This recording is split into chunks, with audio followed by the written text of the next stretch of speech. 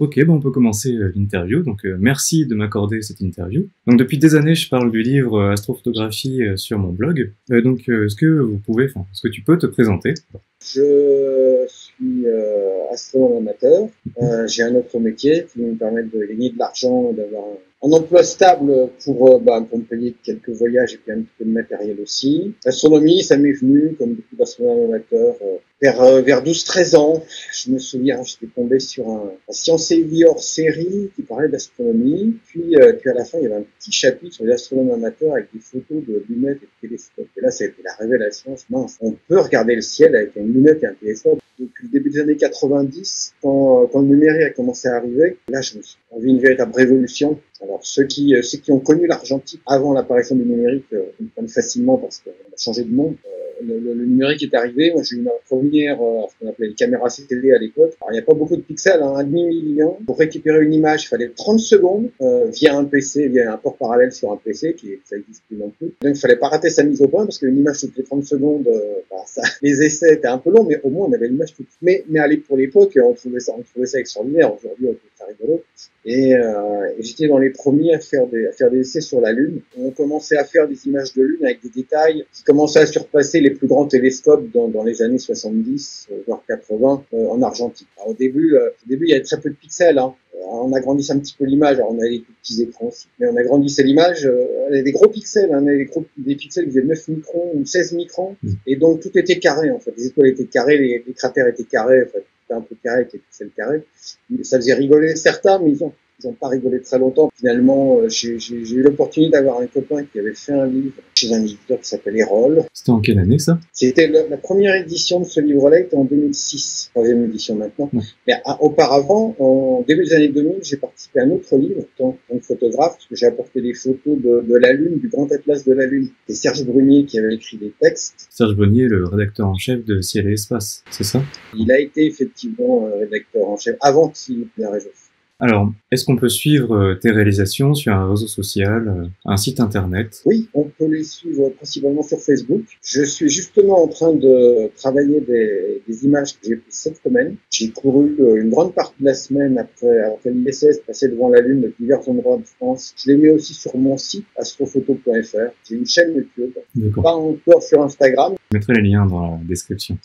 On parle de transit de l'ISS. Tu es un expert en transit, moi pas du tout. Donc mes abonnés ils veulent en savoir plus. J'ai reçu pas mal de messages qui en parlaient. Qu'est-ce qu'un transit? Un transit, de manière générale, c'est un passage d'un objet devant un autre, derrière un autre. Donc finalement, une éclipse totale de Soleil, par exemple, c'est un genre de transit de Lune devant le Soleil. On peut avoir des planètes qui transitent devant le Soleil, par exemple. On a Mercure qui transite devant le Soleil en moyenne tous les 10 ans en moyenne. Enfin, c'est assez fluctuant. Mais voilà, c'est relativement fréquent à l'échelle humaine. Moi, j'en ai déjà vu 2 transits de Mercure, non 3 transits de Mercure. Voilà, le quatrième, je crois qu'il est en 2032 de mémoire. Je ne sais pas plus.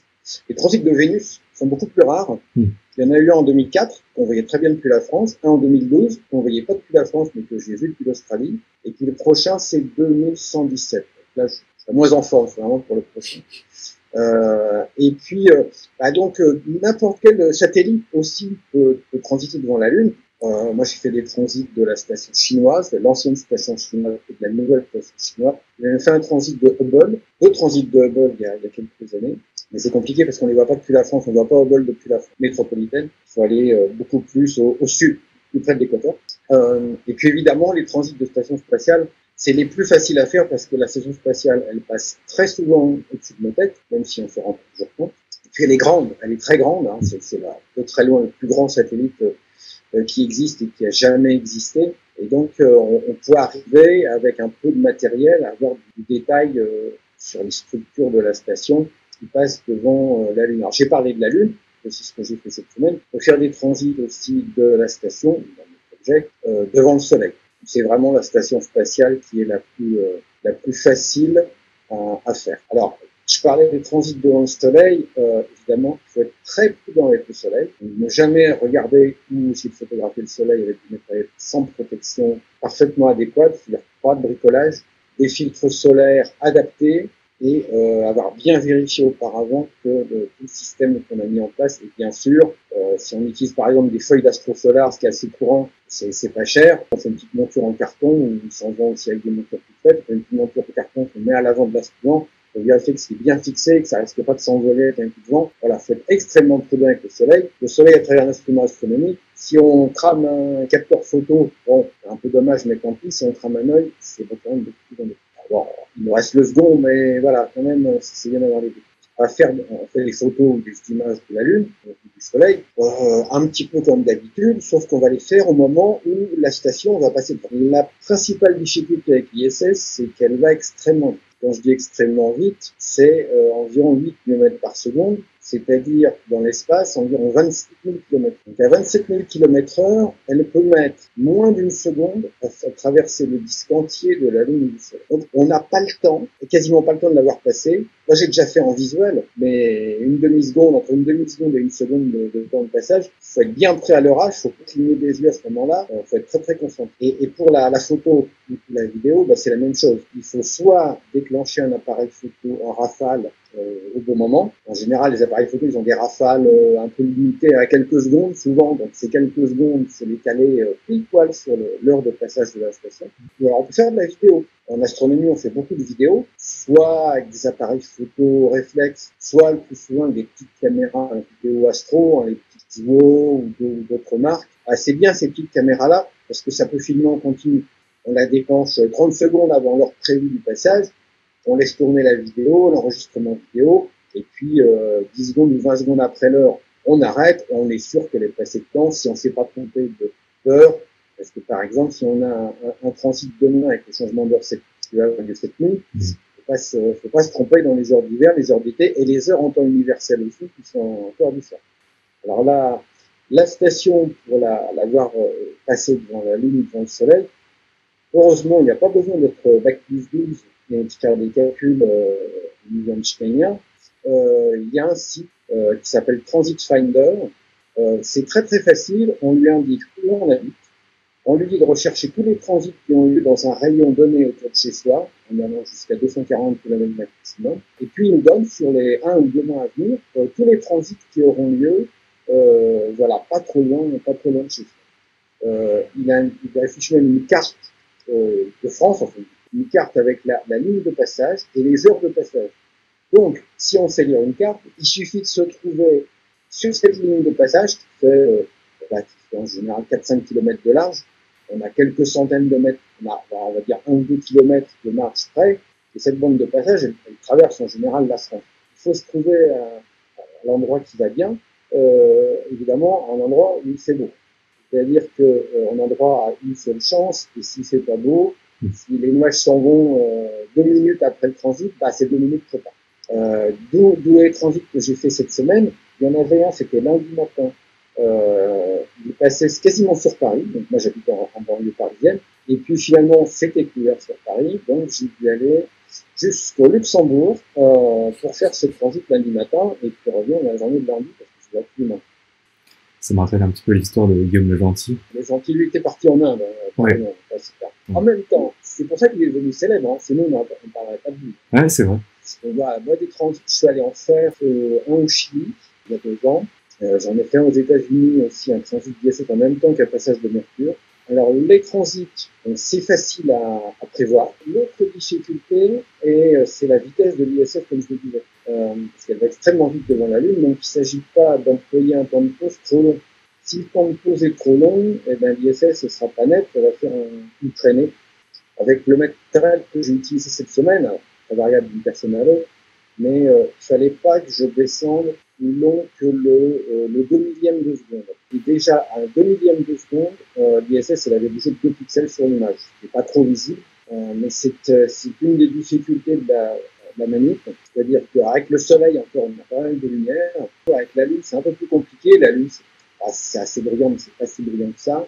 Et donc, il faut arriver à jongler avec un temps de pause court, suffisamment court pour figer le mouvement rapidement, tout au moins une image qui n'est pas trop sombre. Donc, une image pas trop sombre, ça veut dire qu'on est obligé de monter le réglage ISO, dans l'appareil photo, ou le gain sur une caméra. Et monter le gain ou le réglage ISO, ça veut dire que ça fait plus de bruit. Et donc, après, quand on traite l'image, l'image, elle est pleine de bruit. Et l'ISS est un peu noyé dans le bruit. Surtout en fait, quand on fait de l'image planétaire ou lunaire, avec ces petites caméras, qu'on utilise maintenant, c'est des logiciels, alors, de STACAD pour empiler les images et améliorer le rapport signal. Ben là, on peut pas, parce que l'ISS, elle est passée. En vidéo, on a récupéré quoi, une dizaine d'images, avec l'ISS qui est à différents avancées sur le disque lunaire et le disque solaire. On n'a pas le temps de faire une combinaison. On ne peut pas empiler des images identiques, puisque aucune image n'existe. Et donc, c'est quand même la principale difficulté. On est obligé d'utiliser des images uniques qui sont plus ou moins brutées. Donc, je dirais qu'il n'y a pas de difficulté particulière, mais il y a quelques petites particularités à prendre en compte, compliquent un petit peu la vie par rapport à l'image classique lunaire. Donc, ce serait un petit peu plus facile avec le soleil. Il suffirait juste de descendre la vitesse. Avec le soleil, si on arrive à avoir un filtrage qui laisse passer pas mal de lumière, là, on est plus tranquille. De l'astre solaire type visuel, une densité 5, c'est relativement sombre. On va se retrouver à plus ou moins dans la même configuration qu'avec la Lune. On trouve encore aujourd'hui, avec cinéma en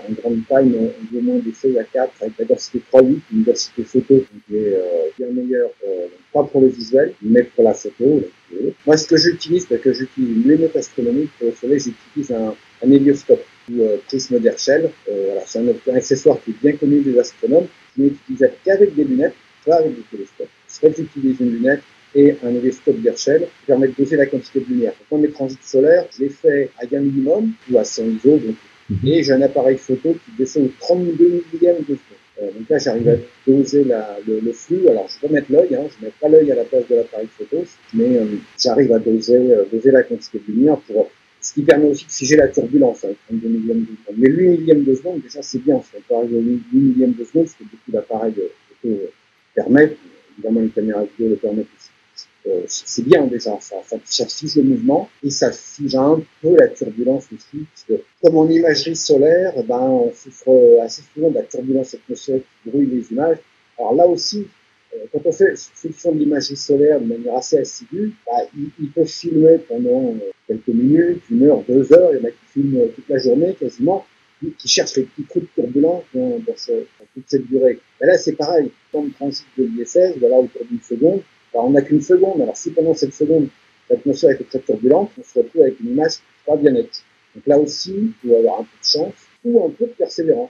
Donc, plus on fait de transit, plus on a des chances d'en avoir un qui sorte de l'ordinaire. Il faut expérimenter.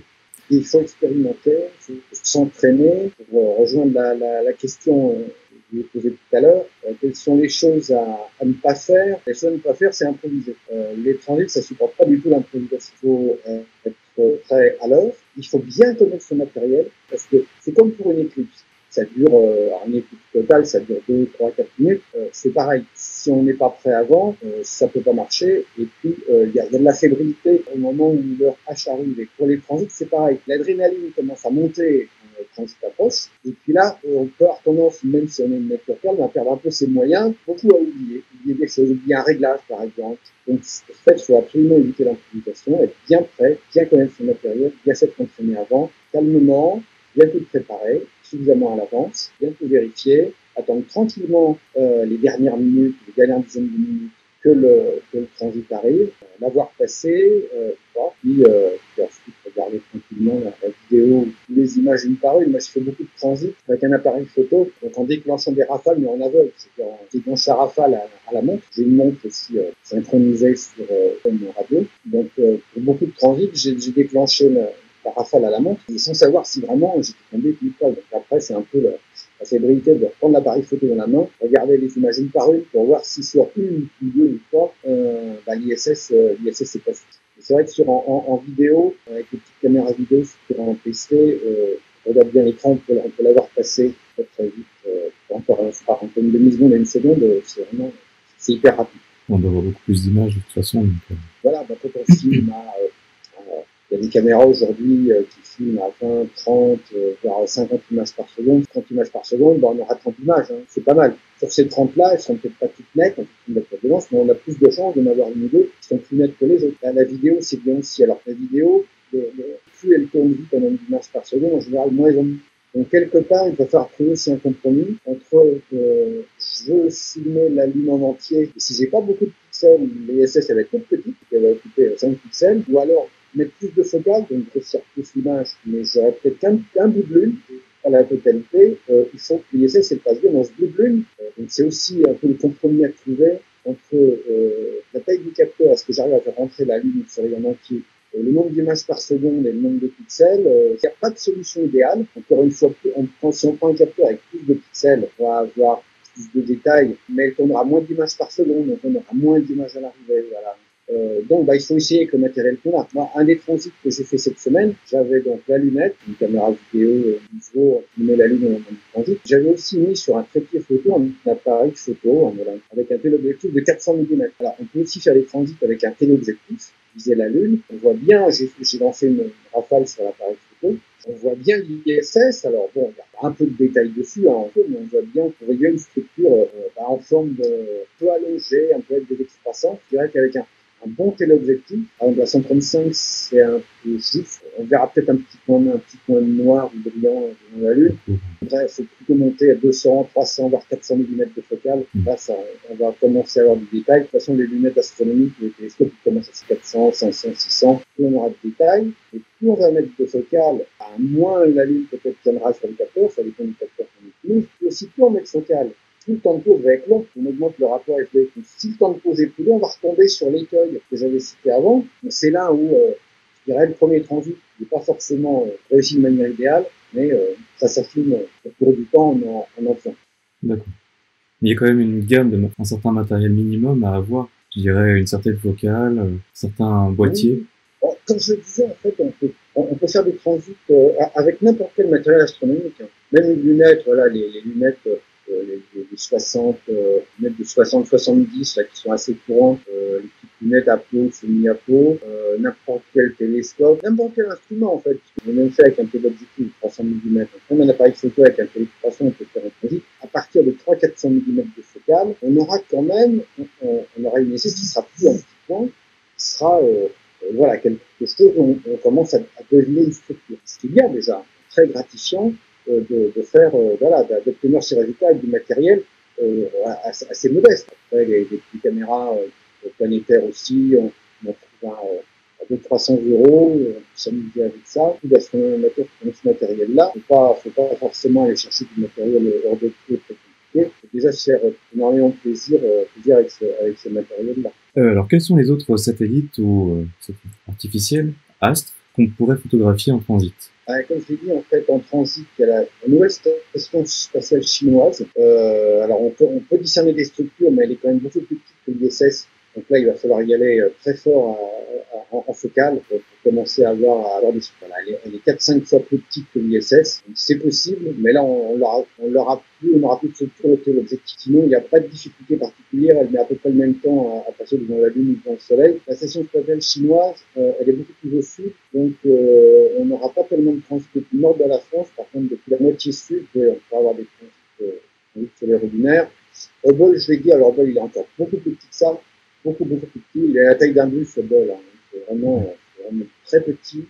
En plus, son orbite est inclinée qu'à 30 degrés. Donc, ça veut dire qu'on ne le voit qu'à des latitudes en dessous de 30 degrés. Donc, on le voit bien en Floride, par exemple, hein, ou depuis les Canaries, mais absolument pas depuis la France métropolitaine, ni même depuis le sud de l'Espagne. On va commencer à le voir. Mais donc, Hubble, c'est une cible qui est extrêmement difficile. Donc, oui, l'ISS et la station chinoise. Ça, c'est une question qui revient souvent sur des forums ou sur Facebook. Des gens qui photographient des points ou des tâches qui passent devant la Lune ou le Soleil. Ah, quel satellite est passé devant la Lune ou le Soleil? Et là, bon, les gens, souvent, ils sont un peu déçus, mais vous savez, les satellites visibles dans l'ombre, c'est pas une ombre, mais la silhouette est visible devant la Lune ou le Soleil, il y en a 3. Sur Terre, il y a des milliards d'oiseaux. Donc, ce que vous allez photographier, en fait, c'est un oiseau, ou une chauve-souris, ou voilà, peut-être un hélicoptère qui était très loin, ou peut-être un drone. Hein. C'est au-dessus de chez vous, ça peut arriver. Des tas de gens lancent des tas de choses aujourd'hui, des lanternes chinoises. Voilà. La chance est infime, que ce soit l'ISS. On n'a pas de transit par chance. Hein. Un objet qui passe par là devant la Lune, c'est pas un satellite, c'est un objet. Alors, il peut toujours y avoir, oui, des planètes, mais c'est tellement rare. De toute façon, Vénus, non. Mercure non plus. Vénus, c'est par phase de 100 ans, elle passe 2 fois. Et ensuite, ça revient dans 108 ans, je crois. C'est quelque chose comme ça. Oui, c'est ça. Vénus, le deux derniers passages, c'était 2004 et 2012. 2004, on le voyait très bien depuis la France d'ailleurs, et il a fait beau, il a fait beau temps, je crois, sur tout le pays aujourd'hui, donc il fallait vraiment profiter aussi du passage de Vénus, cette espèce de grosse tache noire bien ronde qui passait devant le soleil. Elle a mis plusieurs heures. Hein. C'est des transits extrêmement lents, hein, 4-5 heures de mémoire. 2012 aussi. Transit de Mercure, c'est, mais en gros, c'est un tous les 8-10 ans. Le dernier, ça devait être en 2019. Prochain, je me semble que c'est 2032.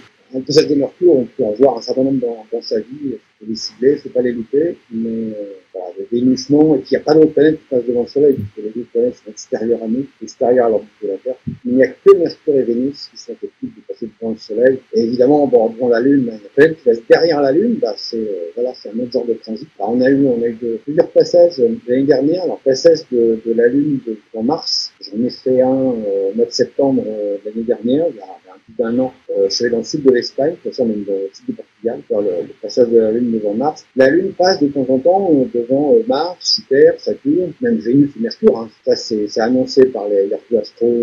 Ça, c'est des choses aussi vraiment sympas à voir. On appelle ça des occultations. L'occupation de planète aussi, c'est vraiment sympa à voir. C'est beaucoup plus lent qu'un transit, mais quand la Lune commence à manger le disque d'une planète et à passer devant, c'est très rapide aussi, hein, c'est dizaines de secondes. Bref, il faut être bien prêt aussi pour les phases de disparition et de réapparition de la planète derrière la Lune. Juste pour revenir par rapport au matériel, est-ce qu'il y a une monture conseillée? Là aussi, on peut être très souple et utiliser du matériel pas haut de gamme du tout. Hein. C'est toujours bien d'avoir une monture motorisée pour suivre le soleil ou la lune jusqu'à l'instant du transit. C'est confortable. Maintenant, comme je le disais, que j'ai fait avec un téléobjectif de 400 mm cette semaine, c'est sur un pied photo. Je recentrais la lune minute en minute en anticipant un petit peu le mouvement de la lune avant le transit. Ces focales-là, plus on aura de focales, plus le mouvement de la lune ou du soleil va rapide dans le champ visé. C'est vrai que ça va être un petit peu pénible d'être obligé de recentrer. Si c'est motorisé, c'est plus confortable. Mais c'est pas absolument indispensable. C'est une petite contrainte de plus si on n'est pas motorisé. Mais une monture équatoriale, azimutale, motorisée ou non, il faut faire sa vie avec. Ensuite, oui, je voulais parler de la photo du transit du 16 juin 2013. C'est un transit de alors c'est pas la station chinoise, mais c'est une navette de la station chinoise. C'est Tiangong 1. Et cette photo, enfin, j'en parle vite fait, c'est une petite remarque. J'aime beaucoup cette photo. On dirait un vaisseau de l'univers de Star Wars. Et j'ai trouvé ça assez chouette. Bon, j'ai pas vraiment de questions par rapport à ça, mais je voulais juste... Ouais. Ce qui est assez amusant, en fait, alors là, c'était la station chinoise, mais avec l'ISS, il ne présente pas toujours le même côté. Elle peut être vue un peu, quand on fait un transit de la station à la pleine lune. Alors à la pleine lune, on a le soleil dans le dos, et donc on a les panneaux solaires qui sont face à nous, qui regardent le soleil qui est dans notre dos. Donc on voit la silhouette relativement à plat en général, avec les panneaux solaires bien structurés. Quand la lune est en quartier, là, la lune en quartier, le soleil il est de côté, il est à 90 degrés. Donc les panneaux solaires ils visent aussi sur le côté. Donc là, on la voit plus un peu de profil, si on veut, la station. Et entre les deux, en fait, on a toutes les orientations possibles. Je l'ai bien vu sur les transits que j'ai fait cette semaine. L'orientation, elle change d'un jour à l'autre. Et la silhouette, elle peut être très différente d'un jour à l'autre. Donc chaque transit, en fait, c'est un peu la surprise. Quelle forme on va avoir, quelle silhouette on va avoir en fonction de l'orientation de l'ISS par rapport à nous. D'accord, forcément. Effectivement, des fois, ça fait un peu plus vaisseau Star Wars, voilà, la forme de la station telle qu'on la connaît traditionnellement. On peut avoir un peu toutes les formes aussi. Est-ce qu'il y a quelque chose à rajouter? Il y a déjà beaucoup de choses à absorber pour ceux ou celles qui ne sont pas familiers avec cette activité. Il faut faire bien s'entraîner, bien connaître son matériel, bien se préparer, puis un peu de chance, hein, la météo surtout. Puis, la chance, encore une fois, hein, la chance, elle vient aussi avec la persévérance. Si on en a envie, évidemment. Hein. Moi, ça m'amuse. C'est un peu un challenge à chaque fois de se dire, je vais faire mieux que la fois précédente. Comme les gens qui font des cratères sur la Lune. C'est un petit peu un défi personnel.